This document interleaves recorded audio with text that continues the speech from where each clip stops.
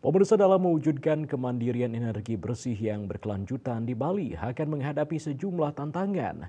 Hal tersebut disampaikan oleh pengamat ekonomi Wiraguna Bagus Oka.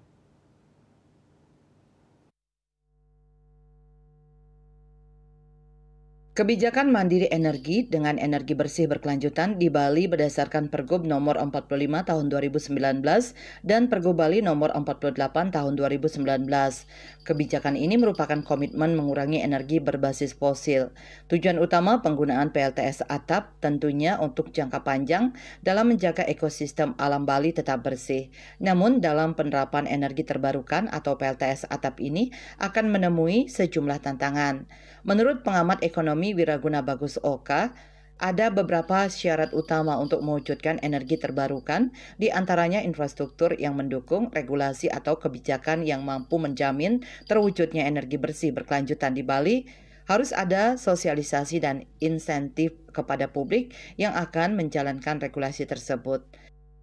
Untuk bisa mewujudkan energi terbarukan yang berkelanjutan dan bisa menjamin terwujudnya kualitas kehidupan yang lebih baik, itu ada persyaratan yang sangat-sangat penting.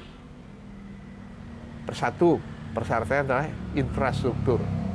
Infrastruktur harus bisa mendukung untuk terwujudnya tadi, energi angin, energi air, energi hidro, energi biomas. Infrastruktur ini harus betul-betul bisa menjadi panglima, landasan utama. Ya, kalau infrastruktur tidak mendukung, agak sulit.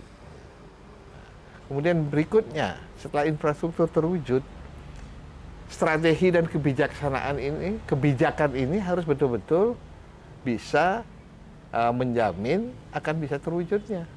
Setelah itu adalah bagaimana bisa memastikan unsur-unsur yang ada di bawahnya seperti teknik untuk aplikasikan.